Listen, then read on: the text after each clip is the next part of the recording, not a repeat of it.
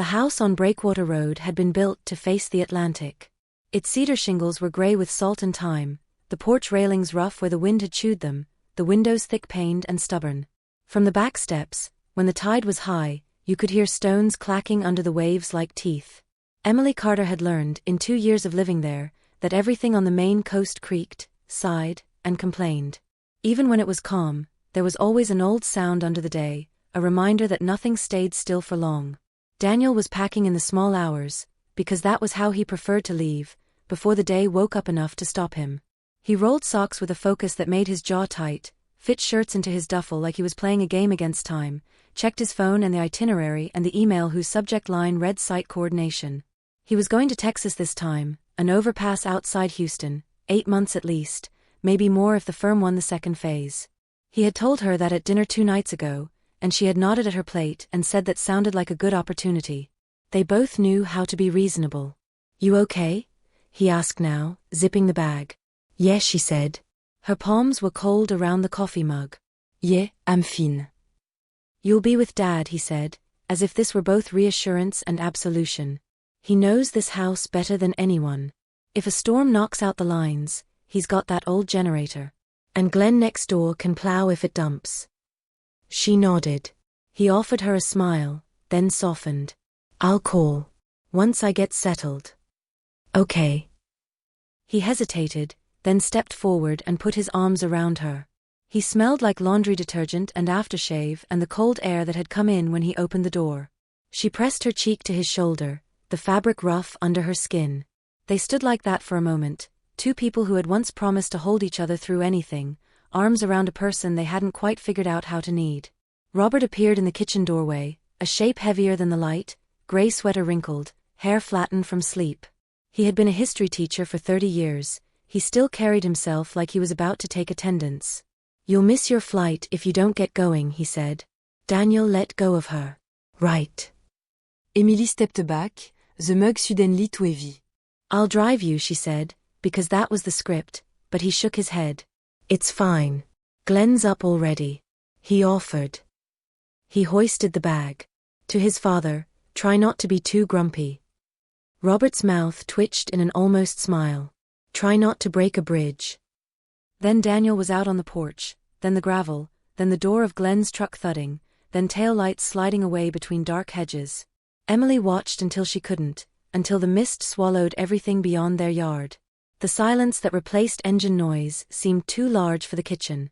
She turned and found Robert looking at the window, not at her.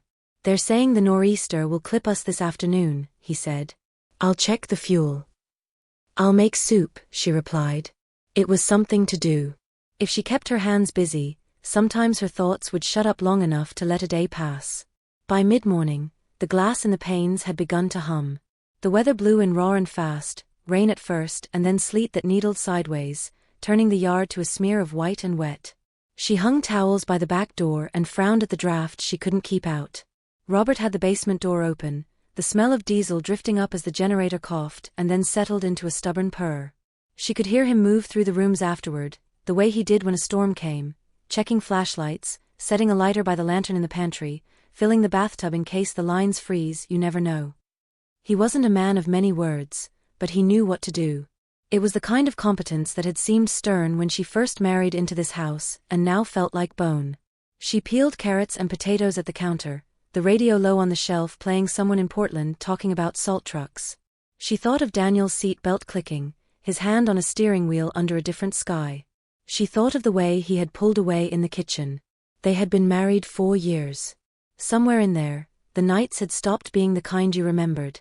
She had told herself that was what marriage did, that love grew up and put a coat on when it was cold.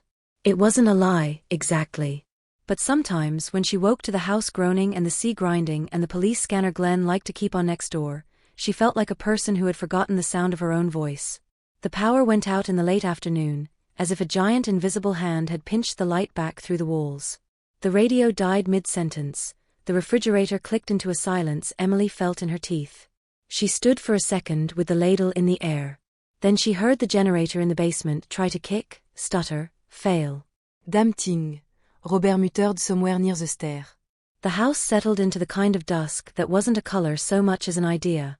Emily went to the pantry and took down the kerosene lantern, the metal cool under her fingers. In the living room, she could see the outline of Robert in the doorway, his shoulders squared against the weather. Matches? She asked. 11 manques. His voice. Low enough to be a piece of furniture. She struck the match and the sulfur flared, small and bright. When she touched it to the wick, the flame took a breath and the room took shape around it. The familiar things, the armchair with its worn arm, the old map of the county on the wall, the framed photo of Margaret on the side table, stepped forward out of the dark. Emily adjusted the knob, made the light steady. Robert looked older in lamplight. Not old like numbers, but old like weathered wood. There were crow's feet at his eyes he didn't have before Margaret died, a sadness that had sanded his features the way wind sands stones. He put his hand out. Give it here. I'll set it where it won't smoke. She handed it to him and their fingers brushed. It was nothing, skin heat, but her pulse startled anyway. She pulled her hand back too quickly, almost dropping the box of matches. His gaze flicked to her face and away. You should eat while it's warm, he said. They ate at the kitchen table with their sleeves pulled over their wrists, the soup tasting better than it deserved to because of the cold. The wind pressed at the siding in pockets, then let go, then came back. Emily blew on her spoon. Did you always hate winter? She asked, surprising herself. He leaned back a little, considering. No, he said after a moment. When Margaret was here, she liked storms. Said it made the house feel like a ship and we had to batten down together. The ghost of a smile crossed him. She'd make cocoa and insist on candles. The kids would pretend we were on the Oregon Trail. His eyes went to the window, to the moving dark beyond it. Sometimes sound makes you feel less alone. Emily cradled the bowl in both hands. Sometimes it makes the empty louder. He looked at her then directly, as if she had said something she had not meant to say. The lamplight made his pupils expand and made the soup steam look like it was thinking about rising. I can fix the generator in the morning, he said softly. Oui, elle be fine. The wind climbed a register. A branch hit the roof somewhere, a hollow thud that felt near. Emily flinched. She hated that she had flinched where he could see it. Later upstairs, the storm found the weak window in the hallway and worried at it like a dog at a bone. The latch loosened. The sash rattled. At the worst gust, it flew open and snow came in a handful at a time. The whole rug darkened with wet. Emily went out with the lantern and a towel, the draft slicing under her sleeves.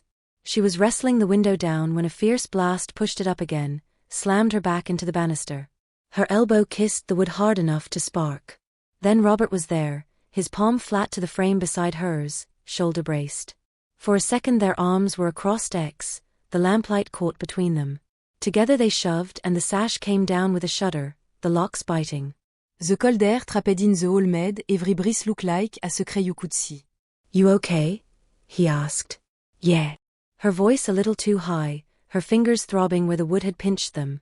He looked down and she followed his gaze and saw the red welt rising on the side of her hand. He reached as if to take her wrist, then stopped, then didn't. Let me see, he said, more gently than she expected. He turned her hand toward the light, thumb careful against her palm. His hands were rough. She could feel the places they had split and healed, the calluses from a life of tools and chalk and porch repairs. He made a small, disapproving sound. You'll bruise. It doesn't hurt, she lied. Everything that bruises hurts, he said, and released her. They stood there, the towel falling from her forearm to the runner, the lantern throwing their shadows long along the plaster. The air smelled like kerosene and snow. He took a half step back. She did too. The space between them felt measured. It also felt new. Thank you, she said. He nodded. Get some sleep. In bed, she lay awake and watched the ceiling reveal its cracks to the flicker. The house complained again and again. Somewhere in the basement, a pip ticked. She thought of Daniel's last look in the kitchen, how fair it was to call what was between them distance, when distance could be measured and what she felt couldn't. She thought of Margaret's photo in the living room and the way Robert had said her name. You could love a person so. Hard you became a place, and then the person was gone and the place was haunted by the weight of them. Toward dawn, the wind fell like a sigh. She got up and looked out. The yard had become a blank. The stone wall at the edge of the property wore soft hats of snow. A gull walked where the driveway should have been, lifting its feet as if the ground might complain too. The house had survived, because houses did. You kept them alive with hands and habits and names. She went downstairs to make coffee on the gas stove, the match hissing the burner awake. Robert was already at the end of the table, a book closed beside him, as if he had been waiting for a light he didn't need. "Morning," he said, and she heard, through the ordinary word, something else, the way a silence that has been one kind of silence can become another. Something had moved between the night and this pale hour. It hadn't broken anything. Not yet. But it had found a seam to press. The unspoken shadow. The days after the storm felt as if the house had drawn a deep breath and was holding it. The snow stayed high against the porch steps, the plow making only a narrow path to the road. Daniel's calls came twice, then not again. He left short messages about flights, contracts, site schedules. His voice was brisk, clipped, as though each word cost money. Emily listened to them at the kitchen table, thumb hovering over the delete button, then saving them anyway as if to prove he had spoken at all. Robert cleared the driveway with Glenn Snowblower, his shoulders squared against the cold. She watched him from the window, steam from her coffee fogging the glass. He moved methodically, as if the snow could be taught to respect order. When he came in, he set his gloves on the radiator and rubbed his palms. "Roads are passable again," he said. "That's good," she answered. Words like stones rolled between them. Safe words. Small. At night the generator still refused to start. They burned through candles and lantern fuel, the house glowing like a lighthouse against the dark. In that half-light, Robert looked less like a man she had married into and more like a figure drawn out of the wood itself, solid, rough-grained, full of rings no one had counted. One evening, as the sleet turned to rain and rattled against the eaves, Emily found herself in the living room with him, each of them in their separate chair. She was knitting a scarf she had started months ago, the yarn twisting and unwinding in her lap. He had a book open, though she noticed his eyes lingered on the same page too long. She spoke first. Do you ever miss teaching? He looked up, blinking. The question seemed to surprise him more than if she'd asked about the weather. Sometimes. The kids could be a pain in the ass, but they reminded you that time still moved forward. When Margaret died, the classroom was the only place I didn't feel stuck. Emily let the needles click. Why did you quitter? They offered early retirement. I took it. His jaw tightened. Figured the town had seen enough of me stumbling around alone. The honesty in that sentence startled her. She had assumed Robert moved like he did, quiet, stern, because that was simply who he was. But loneliness was a different answer. Loneliness was something she understood. I feel stuck too, she said, softer than she meant.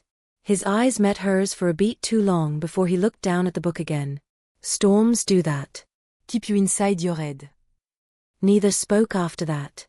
But silence now felt less like absence and more like something alive between them, breathing, listening. The following week, the town thawed. The grocery store reopened, the mail finally came through. Emily went into town for bread and milk, bundled in her coat. At the register, Mrs. Halloway from the post office squinted at her belly, then at her ring finger, then smiled too brightly. How's Daniel doing out on those projects? You must be lonely rattling around that big house with just Robert. Emily forced a laugh. He's fine. Busy. The woman nodded, but her eyes lingered too long. Emily walked home with the groceries heavy in her arms and the weight of that gaze heavier still. When she reached the porch, Robert was stacking wood. He glanced at her face, then at her tight grip on the paper bags. What happened? Nothing, she said quickly. Then, after a pause, people notice everything in this town. Small towns eat their own, he muttered, shoving a log into place. Always have. She wanted to ask him how he had survived after Margaret died, how he had endured all those eyes and whispers. But she bit her tongue. Questions had consequences, and she wasn't sure she could carry any more truths. That night, the wind rose again. Not the fury of the nor'easter, but a restless pushing at the siding that kept her awake. She padded downstairs in her robe, intending to make tea. Robert was already there, sitting in the kitchen with only the lantern lit, his face a map of shadows. Couldn't sleep? She asked. He shook his head. Aus krieg lude when it senti. She poured water into the kettle. The flame from the gas stove licked blue. In the silence, she could hear the kettle begin to shiver. Robert's voice came low, almost reluctant. I know Daniel live to mission you. She froze, kettle in her hand. It's his job. Still. He rubbed a hand across his forehead. He should call more. Should see more. The kettle whistled before she could answer. She poured the water, steam curling into her face. When she set his cup in front of him, his fingers brushed hers again, barely, but this time neither of them pulled back too quickly. For a second, the kitchen was unbearably quiet, the air heavy with words neither dared to say. Emily's chest tightened with something like hunger and fear at once. She snatched her hand away, wrapping it around her own mug until the heat burned. Robert cleared his throat. Thank you. They drank in silence, but the silence was different now, thicker, as if it carried the echo of a sentence they had chosen not to speak. In the morning, Emily woke to sunlight on snow. Robert was already outside, mending the fence where the storm had broken a post. She watched him from the window, hammer rising and falling in a rhythm that felt ancient. The scarf lay half-finished on the armchair, her needles crossed like something waiting. When he came in, sweat streaked his temple despite the cold. He looked at her, about to say something, then stopped. What? She asked, heart skipping. He shook his head. Nothing. But as he passed by her to hang up his coat, the air between them bent, taut, charged like the sky before lightning. Emily pressed her hand against the counter to steady herself. She knew then that the storm outside had not been the only one to pass through the house. Something else at Beguin, quiet, dangereux, alive. She told herself it was just loneliness, just shadows thrown by winter. But shadows had a way of stretching, reaching, until they touched things you swore you'd never let them touch. And already, she felt them brushing against her skin. The crossing. The thaw came unevenly, patches of earth showing through the snow like bruises on pale skin. Emily walked the narrow road into town, boots crunching, her scarf pulled high. At the general store she bought flour, eggs, a small jar of honey. The cashier asked about Daniel with that same bright curiosity that always felt like a hook. Emily smiled, gave the shortest answers she could. Outside, the wind cut sharp, and she wondered how long it would take for people to start inventing stories if they ran out of facts. Back at the house, Robert was splitting wood behind the shed. His axe rose and fell with practiced force, each crack of the log echoing through the crisp air. Emily stood for a moment watching, groceries still in her arms. Something about the rhythm unsettled her, the way strength could be both ordinary and dangerous.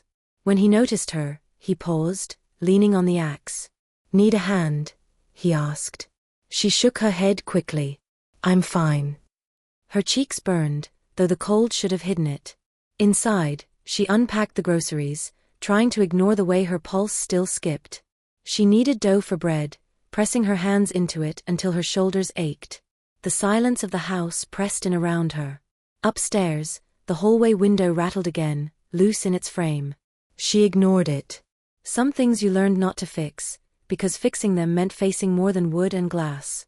That evening the wind picked up, not a storm but enough to push against the house with a restless hand. The generator still refused to work, lantern light spilled soft across the kitchen walls.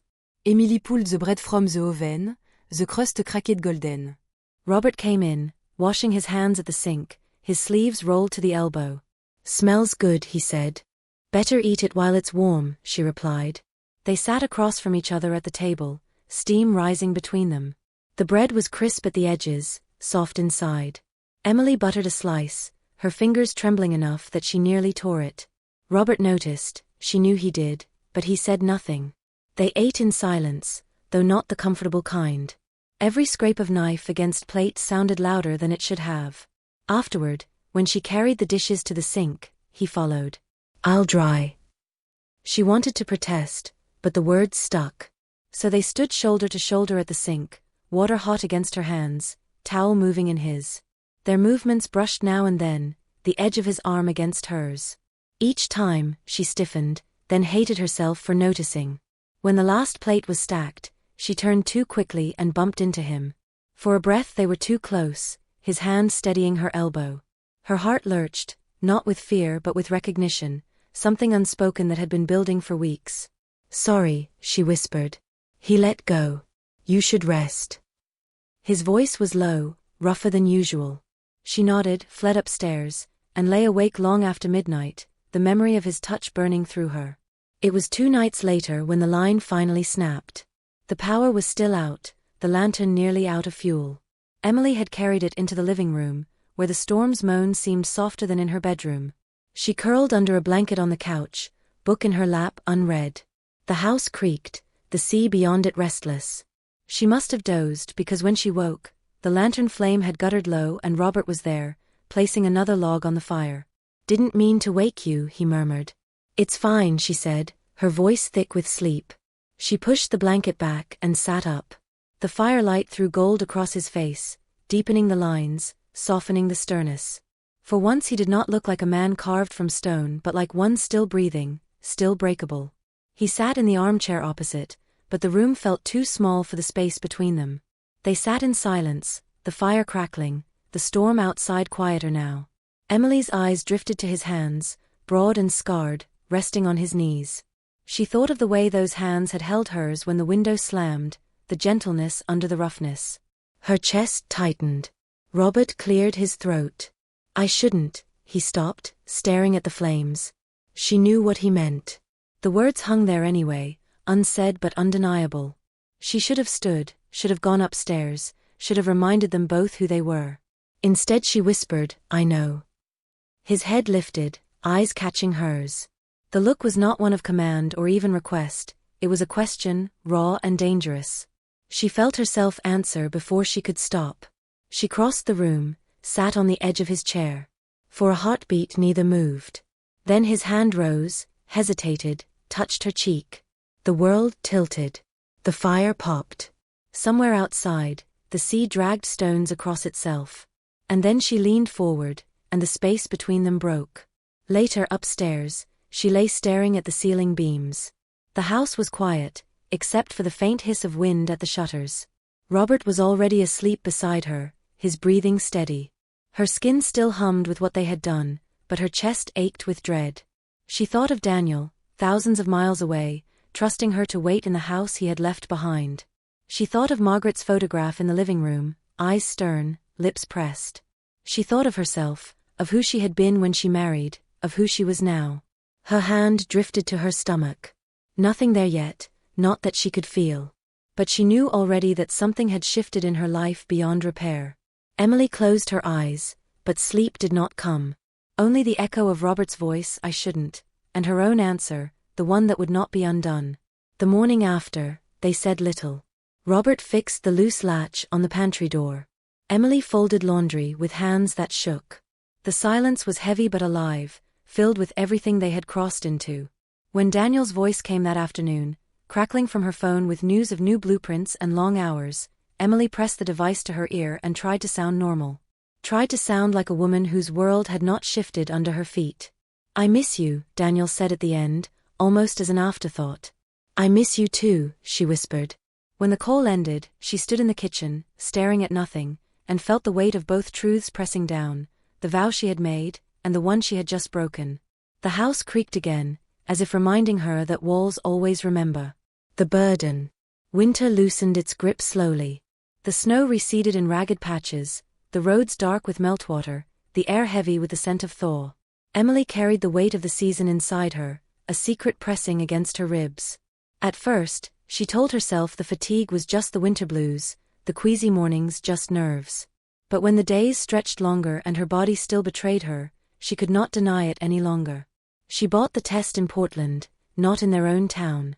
She tucked it in the bottom of the grocery bag beneath onions and coffee, her heart racing at every glance from the cashier. Back home, she waited until Robert was outside splitting kindling before she went upstairs. The bathroom tiles were cold under her bare feet. She read the instructions twice, then 3 times, as if understanding the words could change the result. When the lines appeared, dark and undeniable, she sat on the closed lid of the toilet and pressed both hands to her face. Her chest felt hollow, her breath shallow. She thought of Daniel's voice on the phone, cheerful and far away, talking about steel beams and permits. She thought of Robert downstairs, steady and silent, unaware of the storm gathering within her. She tucked the test deep into the bottom of the trash and scrubbed her hands until they burned. But the truth could not be washed away. It followed her down the stairs, sat with her at the kitchen table, lay beside her in the restless hours of night. Days turned to weeks. The thaw brought gossip as surely as it brought mud. At the general store, Mrs. Halloway's eyes lingered on Emily's figure. At church, whispers rose and fell behind folded programs. She looks different. Daniel's been gone months, hasn't he? Emily felt the eyes like needles against her skin. She wrapped her coat tighter, avoided gatherings, kept to the house. But small towns did not let go once they had a story to tell. Even Glenn, usually kind, looked at her with a puzzled frown one morning, as if piecing something together he didn't want to believe. At home, Robert grew more withdrawn. He must have sensed the change, though neither of them spoke of it. His glances lingered on her, filled with a guilt that mirrored her own. Once, when she stumbled carrying a basket of laundry, he reached out to steady her. His hand brushed her arm, and she flinched as if burned. He pulled back at once, his face hardening into silence. They lived like that, two guilty souls in a house that seemed to creak with their secret. One evening, as rain battered the windows, Emily broke. She stood at the sink, her hands trembling around a glass of water. Robert sat at the table, reading the paper without seeing it. "I'm pregnant," she said. The words dropped heavy between them. Robert's head lifted slowly, his eyes wide, his face drained of color. For a moment he said nothing, and the silence roared louder than the storm outside. Finally he whispered, "Are you sure?" She nodded. He pressed a hand to his forehead, his body folding inward. "God forgive me." Emily's throat ached. "What do we do?" His eyes met hers then, raw with regret. "I don't know." "But Daniel," he stopped, as if the name itself cut him. "He can't know. Not yet." She turned away, tears stinging. "He'll know eventually. Everyone will." The rain beat harder against the windows, as if echoing her despair. The weeks that followed were unbearable. Daniel's calls came less frequently, and each one tore at her more. "You sound tired," he said once, concern creeping into his voice. She laughed it off, told him she was fine, just busy with the house. Every lie was a stone added to the wall between them.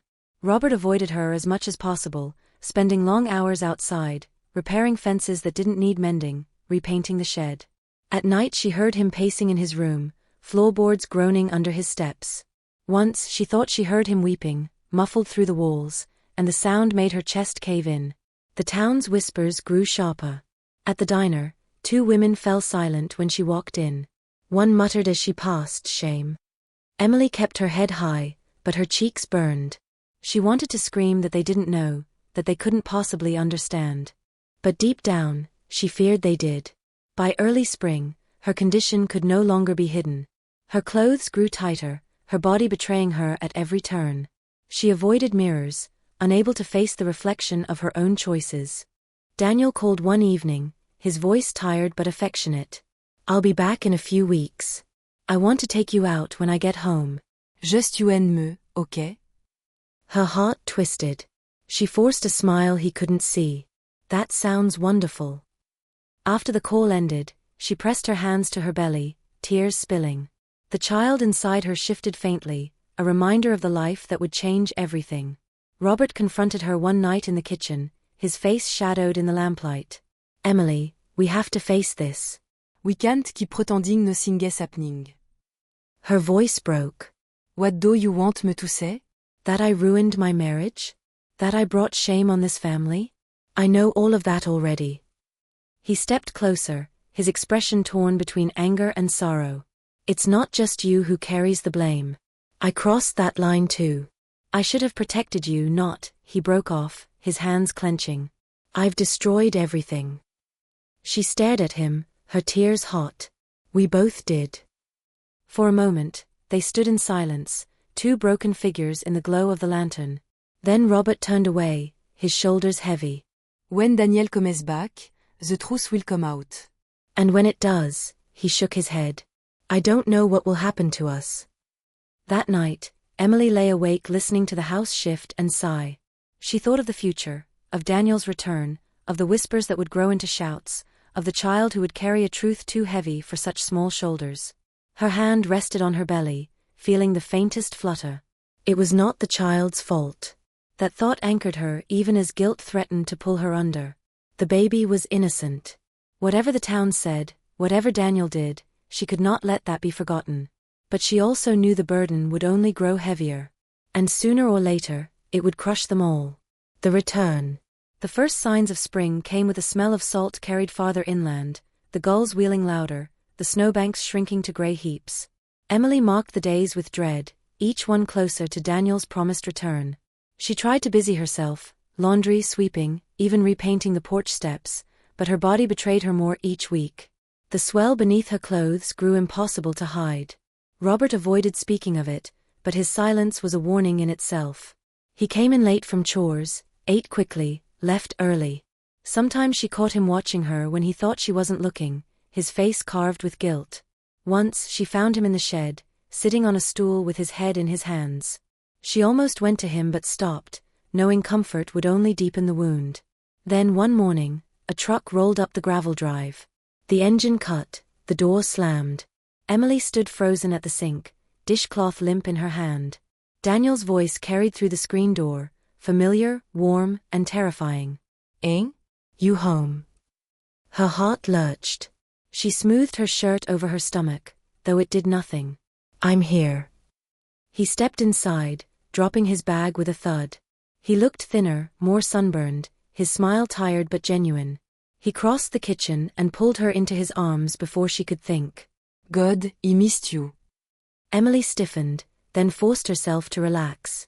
"I missed you too." When he pulled back, his eyes flicked downward.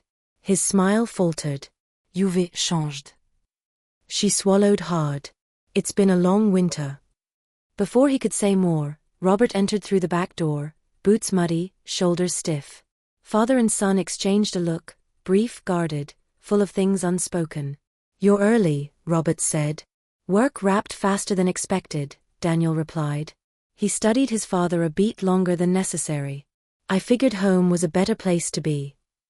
The room thickened with silence.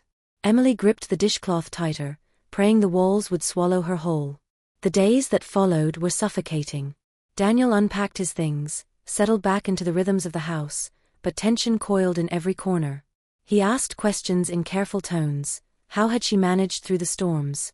Had the generator failed often? Had Robert been much help? She answered cautiously, always aware of the weight in his eyes. Robert kept his distance, retreating to the yard or the shed. The three of them ate together only once before Daniel began making excuses, catching up on work calls, too tired to sit long. At night, Emily lay beside him, staring at the ceiling beams, every inch of her body a secret. His hand brushed her stomach once, in passing. He frowned but said nothing. She turned away, clutching the blanket to her chest. The truth began to unravel one Saturday. Daniel had gone into town for groceries and returned with a storm in his face. He dropped the bags on the counter, the milk carton tipping sideways. "People talk," he said flatly. Emily's blood went cold. "What do you mean?" "At the store. At the diner. They don't whisper as quietly as they think." He stepped closer, his jaw tight. "They're saying things about you. About you and him." Her throat closed. "Daniel." He cut her off. "Is it true?" The silence was answer enough. His face twisted, disbelief giving way to fury. "God, Emily. With my father." The kitchen door creaked. Robert stood in the doorway, shoulders squared, his expression grim. Daniel turned on him. "You. Tell me it's not true." Robert didn't flinch. "It is." The word fell like a hammer.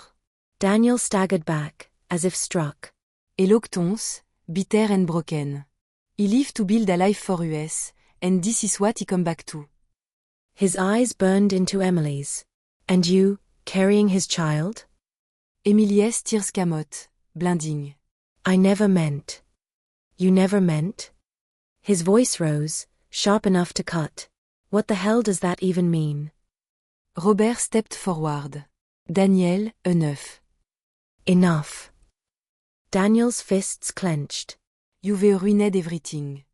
Both of you. For a moment, Emily thought he might strike his father. Instead, he grabbed his bag, the same one he had carried away months before, and stormed out. The slam of the truck door rattled the windows. Gravel sprayed as he tore down the drive. The silence that followed was deafening. Emily collapsed against the counter, sobbing. Robert stood unmoving, his face gray with shame. 4 days after, Daniel did not return. His absence was a wound, open and raw. Emily moved through the house like a ghost, haunted by his last words. Robert tried to speak to her once, but she turned away. There was nothing left to say. Then Margaret arrived. Daniel must have called her. She appeared at the porch in a black coat, her eyes sharp as knives. Emily opened the door, dread curling in her stomach. "Don't bother pretending," Margaret said, her voice cold. "The whole town knows." Emiliesque Nice weekend. Please, You've disgraced this family. Juve disgraced maison. Her gaze flicked to Emily's belly, contempt clear. "And now you carry the proof of your betrayal." Robert stepped forward. Margaret. She rounded on him. Don't you dare speak. "You're worse than she is. You were supposed to protect this family, not destroy it." Robert's jaw tightened, but he said nothing. Margaret turned back to Emily, her voice venomous. "You don't deserve the Cotter name. And that child," she shook her head. "That child will never be part of this family." Emilie's vision blurred with tears. "He's still your grandchild." Margaret's face hardened. "No. He's your shame." Nothing more. With that, she turned and left, the slam of the door echoing through the house like a verdict. That night, Emily sat on the edge of her bed, trembling. The house felt colder than ever, the walls closing in. She thought of Daniel, gone without a word. She thought of Margaret's eyes, full of hatred. She thought of the whispers that would never stop. Her hand pressed to her belly, and for a moment despair consumed her. She rose, walked to the drawer where she kept her pills, her hands shaking. But when she looked down at her stomach, she froze. She felt the faintest flutter within, delicate but insistent. Life. She sank to the floor, sobbing. The baby was innocent. No matter what anyone said, this child was hers, a piece of her heart. She could not end it. Emily curled on the floor until the sobs subsided. Then she wiped her face, stood, and whispered to the silence, "We'll survive this. Somehow." But deep down, she knew survival would come at a cost. And the storm had only juste begun. Exil. The house felt abandoned even while Robert still moved through its rooms. After Daniel's departure, the air inside turned sharp, heavy with words that could not be unsaid. Emily walked the halls like a trespasser, her hand brushing the walls as though the house itself might expel her. The echoes of Daniel's fury replayed endlessly in her head, each syllable a blade. Des blurred. Daniel did not return. The truck was gone, the bedroom he had shared with Emily stripped of the few things that proved he had lived there, his shaving kit, his boots by the door, the jacket he always forgot on the chair. He had taken them, as if erasing himself. Robert remained, but spoke little. He spent long hours outside, clearing brush or fixing fences that already stood straight. When they crossed paths indoors, silence stretched between them, taut and painful. Emily saw the guilt etched into his face, but it was mirrored in her own. They had built a prison for themselves, and there was no key. The town's whispers became open talk. At the grocery store, conversations stopped when she entered. At church, people avoided her pew entirely, as though shame were contagious. Children stared openly at her growing stomach before their mothers pulled them away. One afternoon, leaving the post office, Emilio overheard the two women on the step. "She shouldn't show her face," one hissed. "It's a disgrace." With her own father-in-law. Emily pulled her coat tighter, her cheeks burning, but she forced herself to walk past them without lowering her eyes. The shame was already carved into her, she would not let them see her bow beneath it. The final blow came with a letter. Daniel's handwriting scrawled across the envelope, delivered by Glenn, who couldn't quite meet her eyes as he handed it over. Inside, Daniel's words were cold, controlled, each line a chisel. He was filing for divorce. He wanted no part of her, no part of the child. He was leaving Maine entirely, taking a job in California. "Do not try to contact me," he wrote. You made your choice. Live with it. Emily read the letter twice, 3 times, her tears soaking the paper until the ink bled. She pressed it against her chest, though it felt like holding a knife. Then she folded it carefully, tucked it into the drawer of the nightstand, and sat staring at the wall until dusk swallowed the room. That night, she whispered into the darkness, "I didn't mean for it to happen." But the walls offered no reply. Margaret returned 2 days later, her presence colder than the lingering winter. She did not bother with pleasantries. She stood in the doorway, her coat still buttoned, eyes hard as stone.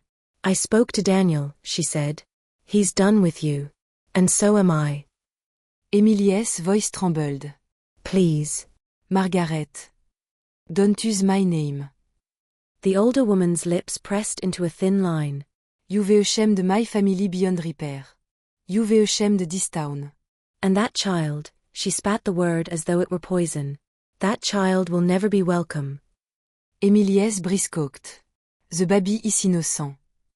No child of sin is innocent, Margaret snapped. Do you think people will forget? They will never forget. And neither will I. Robert appeared from the hallway, his face pale. Margaret, enough. She turned on him with fury. Enough? You destroyed our family. You corrupted her. You betrayed your son. You are not the man he married, Robert. You are nothing. He flinched at her words but did not argue. His silence was admission enough. Margaret's gaze returned to Emily. Leave. Leave this town before you drag us further into ruin. If you stay, you'll find nothing but contempt here. With that, she turned and left, the door slamming so hard the glass rattled. Emily stood trembling, tears blurring her vision. Robert took a step toward her, but she lifted her hand. Don't. And he stopped. The weight of Margaret's words pressed on Emily until she could hardly breathe. That night, she sat alone in the kitchen, staring at the pill bottle in her hand. The thought of ending everything whispered to her, an escape from the shame, from the whispers, from the burden of a child conceived in sin. She unscrewed the cap, the pill rattling softly. Her hand trembled as she tipped them into her palm. Then she felt it, a faint movement within her belly, delicate but undeniable. The baby stirred, alive, reaching without knowing. Emily dropped the pills back into the bottle, her sobs breaking the silence. "I can't," she whispered. "I can't." She clutched her stomach, rocking in the chair until exhaustion pulled her into a restless sleep. In the morning, she knew she could no longer stay. The town would never forgive her. Margaret's contempt would never soften. Daniel's letter had severed any last thread of belonging. She packed a small suitcase, clothes, a few keepsakes, the folded letter she couldn't throw away. She stood in the kitchen one last time, the scent of wood smoke lingering, the marks of a family etched into every corner. She pressed her hand to the table where Daniel had once laughed, where Margaret had once served pie, where Robert had once sat grading papers. All of it was gone. Robert found her at the door, suitcase in hand. His face was lined with sorrow. Where will you go?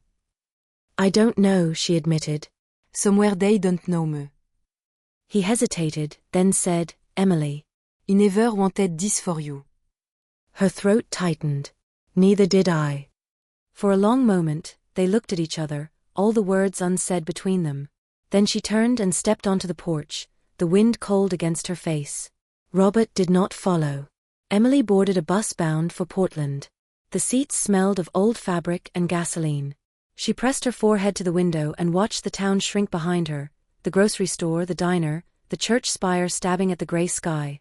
The place that had once been her home receded into distance, until it was only a memory edged with pain.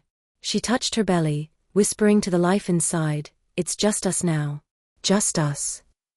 And though her heart was heavy with exile, a small flicker of resolve kindled in her chest. She would find a way to survive. For the child. For herself. Even if the world turned its back on her, she could not give up. But as the bus rattled down the highway, she knew survival would come at a cost she could not yet measure. The exile was only beginning, and beyond it lay a future dark with uncertainty. Fighting for life. The bus left her in Portland beneath a sky washed pale with spring rain. Emily stepped down with her suitcase, the city pressing around her with unfamiliar sounds, traffic hissing, voices overlapping, the scent of fried food drifting from a corner stand. She felt small, her coat clutched tight around her, her belly already showing. She rented a room in a boarding house on the east side, a narrow building that smelled of damp carpet and cigarettes. The landlady eyed her stomach but said nothing as she handed over the key. The room was barely larger than the bed inside it, the window looking out onto a brick wall. Still, it was shelter, and shelter was more than she had the day before. Finding work proved harder. Her resume, clerical jobs, retail shifts, did little to open doors. Most employers looked at her stomach and shook their heads. "We need someone who can commit," one manager said, as if motherhood were a crime. Another interview ended when the supervisor asked, "So who's going to take care of the baby while you're working?" Eventually she found a position bussing tables at a diner near the bus station. It paid little, but the owner, a tired woman named Janice, said simply, "If you're willing to work, I won't ask questions." Emily nodded, swallowing gratitude. She worked mornings and afternoons, her feet aching, the smell of coffee and grease clinging to her clothes. At night, she returned to her room and collapsed on the bed, exhausted. She ate peanut butter sandwiches, counted her dollars, and tried not to think of the life she had left behind. When the baby kicked, she pressed her hand to her belly and whispered, "We'll be okay. I'll make sure of it." Loneliness und Terreur. The city was full of people, yet none of them knew her name. She missed the rhythm of familiar places, even the ones filled with judgment. In their absence, she drifted, unmoored. She began keeping a journal, scribbling late at night in a cheap notebook. She wrote about the storm, about Daniel's anger, about Margaret's eyes sharp with hate. She wrote about Robert, about the night she crossed the line, about the weight of her choices. Sometimes she addressed the entries to the baby, as if speaking to the child could tether her to hope. One evening, on impulse, she typed parts of her journal into a blog site she had stumbled across. She wrote under a false name, calling herself North Coast Mother. She did not expect anyone to read it. But days later, comments appeared. "I know what it feels like to be judged for choices people don't understand. Journaux talonne. Keep writing. I raised my daughter without anyone's help. It's hard but worth it." The words startled her, then warmed her. Strangers reaching out, their voices bridging the gap of her exile. She began posting more, fragments of her days at the diner, her fears about the future, her determination to protect the child within her. Slowly, the comments grew. A woman in Ohio wrote about her divorce. Another in Texas shared the struggle of raising twins alone. A grandmother in Vermont offered recipes for cheap, nourishing meals. Each message stitched Emily into a quiet community she hadn't known she needed. Still, survival was not easy. Her wages barely covered rent and groceries. Some nights she lay awake calculating how long she could last, how she would afford diapers, formula, doctor's visits. The weight of it pressed on her chest, threatening to smother her. One rainy night, she walked home from the diner with her shoes soaked through. She passed a group of teenagers who shouted after her, mocking her belly.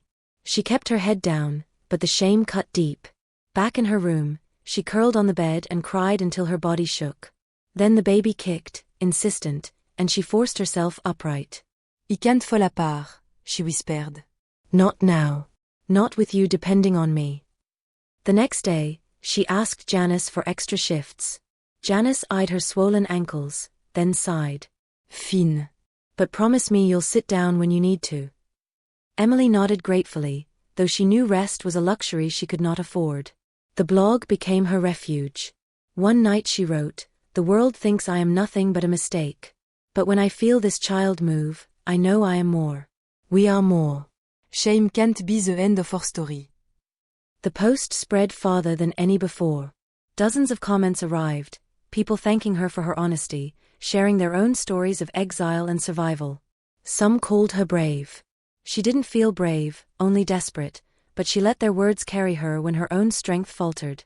One woman, signing only as Grace, wrote, "You are planting hope even in rocky soil. That child will grow and know your love, and that will be enough." Emily read the comment over and over, letting the words sink in. Enough. Mais love could be enough. As the months passed, her body grew heavier, her steps slower. She saved every dollar she could, tucking bills into an envelope beneath the mattress. She found a clinic that offered prenatal care on a sliding scale, the nurses kind but brisk. At her first appointment, when she heard the baby's heartbeat thrum through the monitor, her eyes filled with tears. "That's your little one," the nurse said gently. Emily nodded, unable to speak. The sound was proof, despite everything, life had taken root, insistent and undeniable. One night, late in her pregnancy, she dreamed of the house by the sea. She saw Robert standing at the window, Margaret's photo on the table beside him, Daniel's voice echoing from the hall. In the dream, she tried to speak, to explain, but no sound came. When she woke, the city's noises rushed in, the hum of traffic, the clatter of pipes, and the memory dissolved.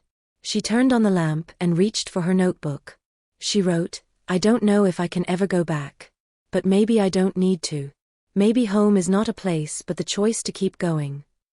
The words steadied her. She placed a hand on her belly, felt the baby shift, and whispered, "We'll make our own home." By the time summer arrived, Emily was exhausted but resolute. She worked until the diner closed each night, then walked back through the humid streets with her hand pressed to her aching back. In her room, she propped herself against pillows and typed into her blog, her words reaching strangers who had become something like friends. The whispers of the town still haunted her, Daniel's letter still burned in her drawer, Margaret's contempt still echoed in her memory. But here, in the city, she was anonymous. And in that anonymity, she found space to begin again. Emily did not know what the future would bring. She only knew she had survived exile, and that survival was not nothing. She had fought for each breath, each step, each day. And as her due date neared, she promised herself she would keep fighting. For the child. For herself. For the chance, however small, to turn shame into something like hope. The trial. The baby came in late summer, after hours of labor that left Emily trembling and raw.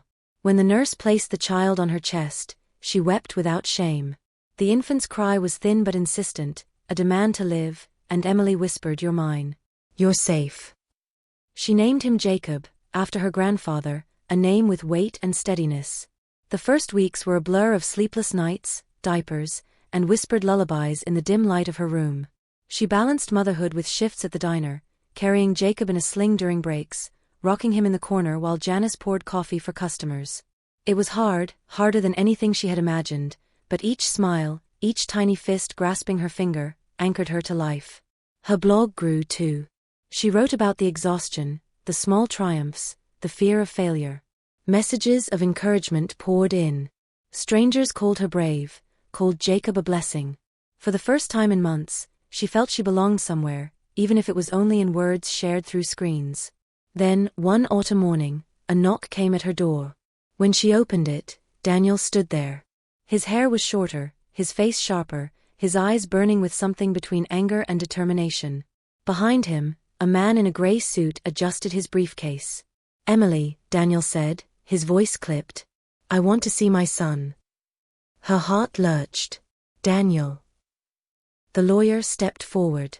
"Mr. Carter has filed for custody. There will be a hearing in 2 weeks. You'll be served the paperwork today." Emilies knis weekend. She clutched Jacob closer, his small body warm against hers. "Custody? You left US. You wanted nothing to do with him." Daniel's jaw tightened. "That was before I realized what he means to me. He's my son. Not yours to keep from me." Emilies' voice shook. "He's mine too. Mine first." The lawyer placed a packet of papers in her hand, then nodded curtly. Daniel gave one last look at Jacob, part longing, part possession, before turning away. When the door closed, Emily sank to the floor, clutching Jacob, tears spilling onto his soft hair. The fight she had dreaded had come to her doorstep. The weeks before the hearing passed in a haze of fear and preparation. Emily found a legal aid office downtown, where a weary but kind attorney named Lisa agreed to represent her. "Custody cases are complicated," Lisa warned, "especially with family involved. But you have rights. Don't let him scare you." Emily nodded, though fear gnawed at her constantly. Each night, she lay awake imagining Jacob taken from her, raised by a man who had once abandoned them. When the day of the hearing arrived, the courthouse loomed gray and imposing. Emily wore her best dress, though it hung loose from months of strain. She carried Jacob in her arms, his small fingers gripping her collar. Daniel was already there, flanked by his lawyer and Margaret. His mother's eyes were as cold as ever, her gaze raking over Emily with contempt. "You should have disappeared when you had the chance," she hissed under her breath as they passed. Inside the courtroom, the judge listened as arguments unfolded. Daniel's lawyer painted him as a man wronged, a father determined to reclaim his child. "My client was deceived," the lawyer declared. "He deserves a chance to raise his son without interference from a woman who betrayed him." Emily's chest tightened as the words cut into her. Lisa rose, her voice steady. "Your Honor, my client may have made mistakes, but she has cared for Jacob since his first breath. She has provided food, shelter, and love. The father abandoned them, and only now, when he sees the child alive and thriving, does he return. Custody should remain with the mother, who has been the child's only consistent parent." Margaret was called to testify. Her words were sharp as glass. "She destroyed my family. She seduced my husband and bore his child. She has no right to raise that boy." The courtroom gasped. Emily's face burned, tears threatening. She clutched Jacob tighter as whispers spread. Lisa objected quickly, reminding the court that gossip and moral judgment had no place in determining custody. The judge silenced the murmurs but not the sting of Margaret's words. Then Robert was called. Emily hadn't known he would come. He walked slowly to the stand, shoulders bowed, face aged beyond his years. His voice was hoarse as he admitted, "The truth. Yes. The child is mine. But I will not claim him. I will not take him from Emily. She deserves to raise him. She has done nothing but love him." Daniel's face twisted with fury.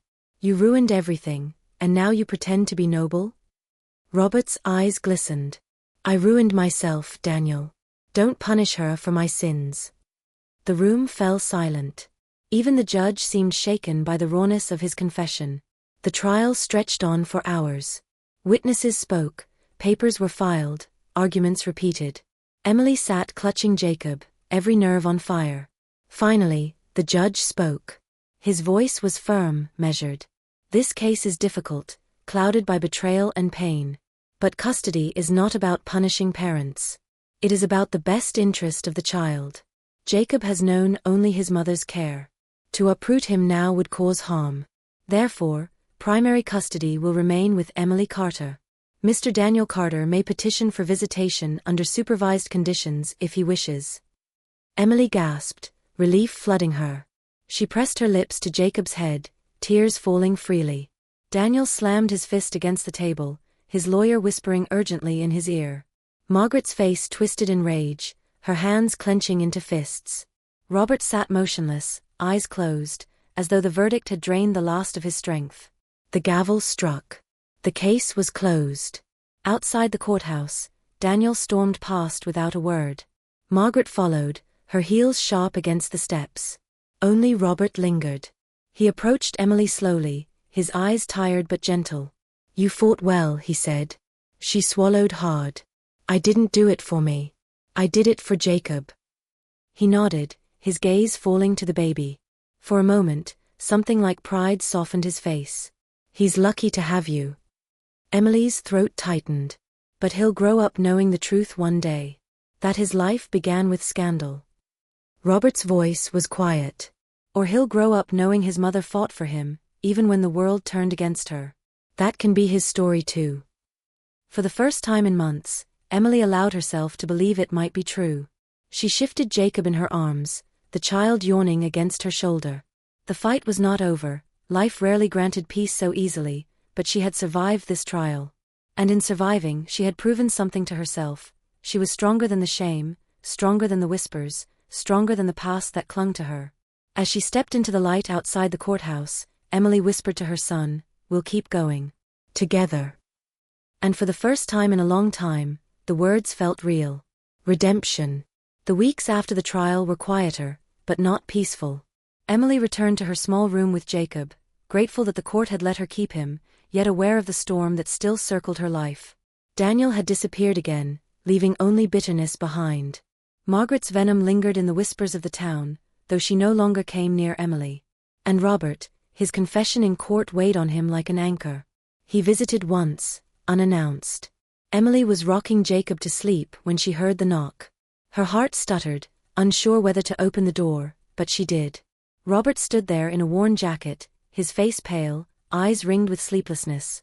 "I didn't know if you'd want to see me," he said. She hesitated, then stepped aside. "Come in."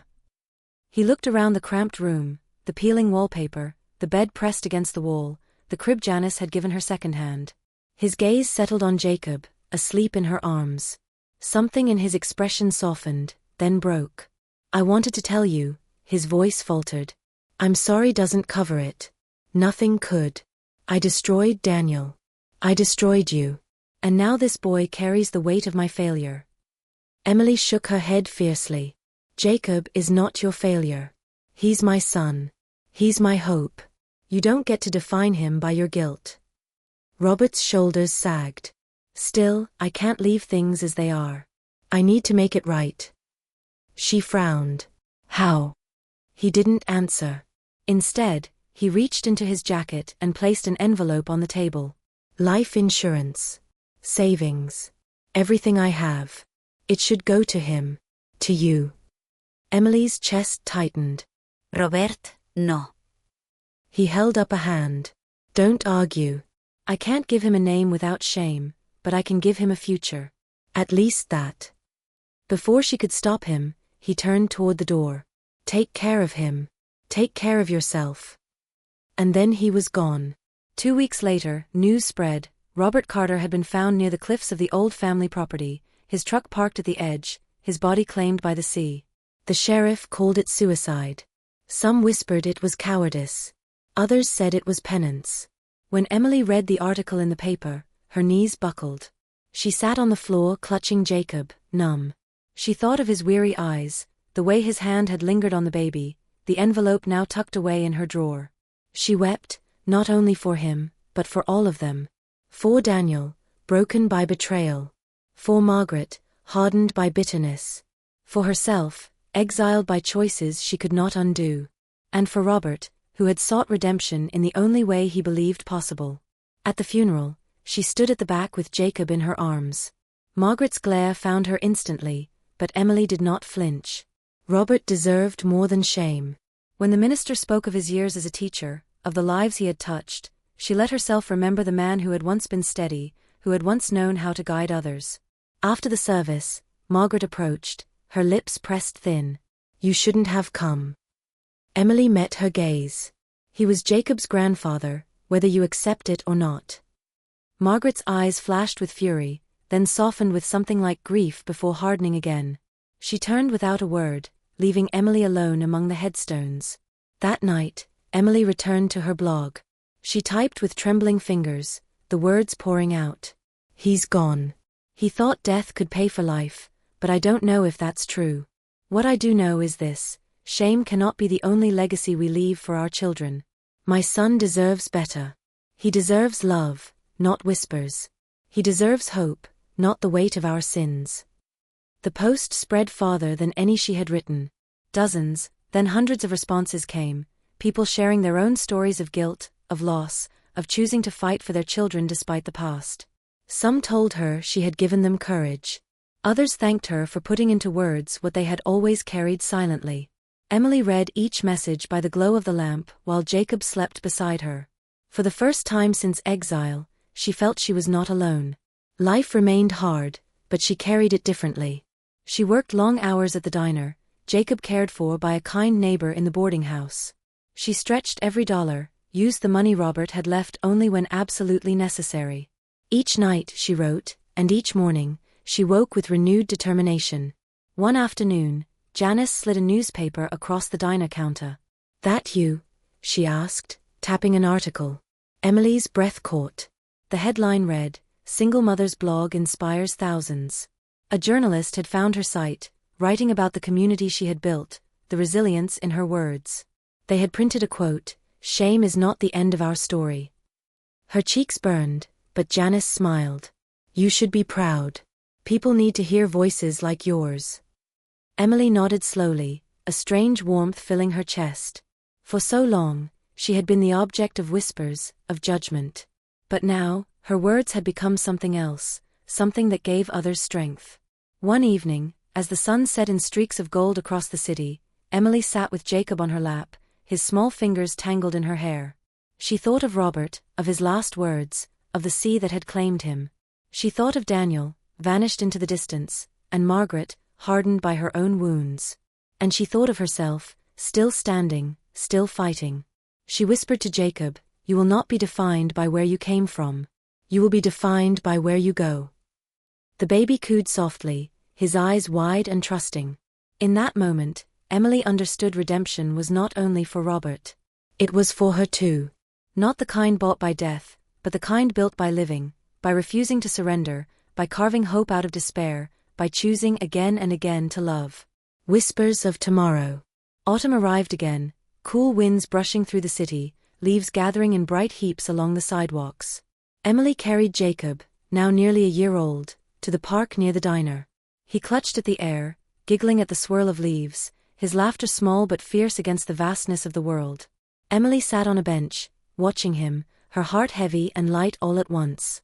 So much had happened in a year. The storm, the exile, the trial, Robert's death, the shame that had once threatened to bury her. And yet here she was, alive, Jacob in her arms, the city around her alive with sound and color. Survival itself felt like defiance. Her blog had grown beyond anything she imagined.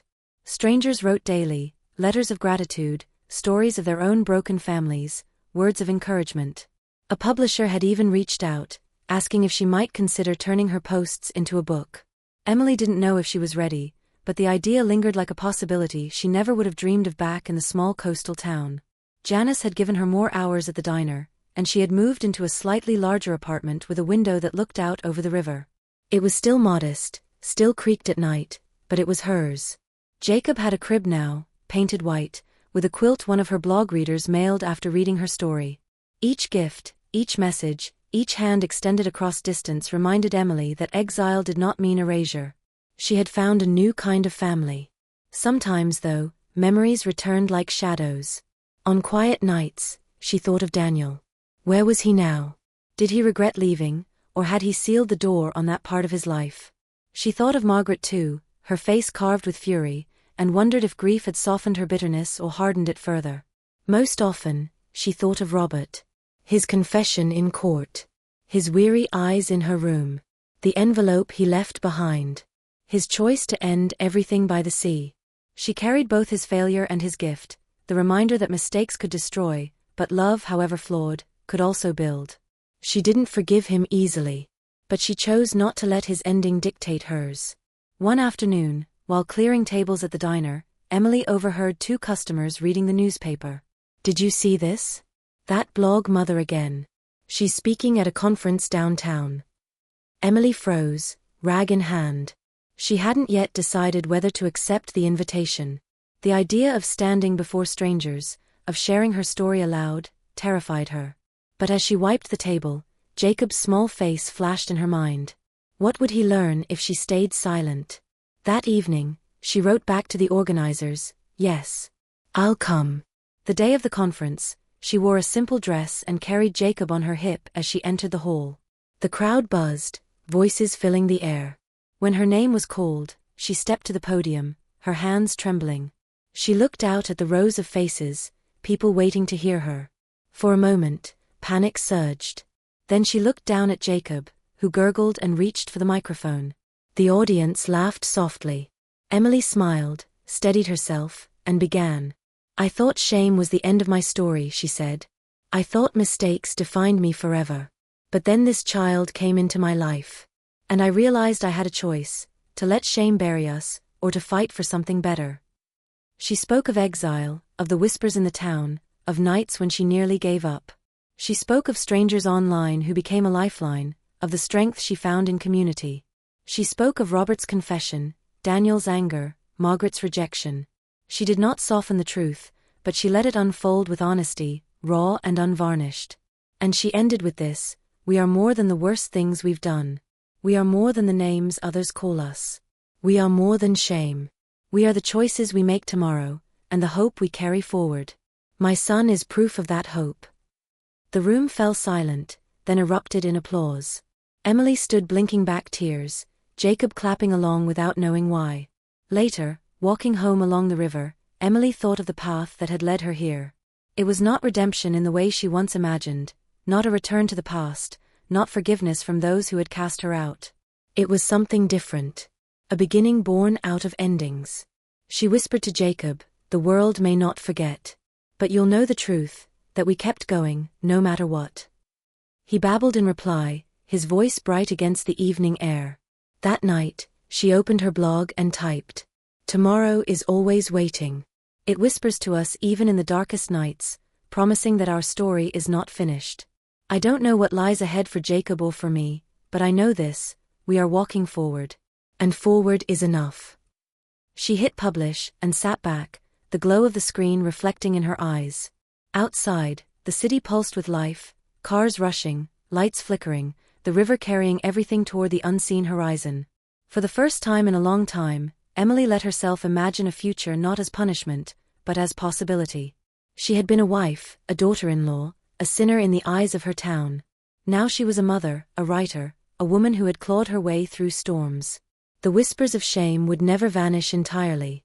But now, louder than those whispers, she carried the voice of tomorrow. And it was her own.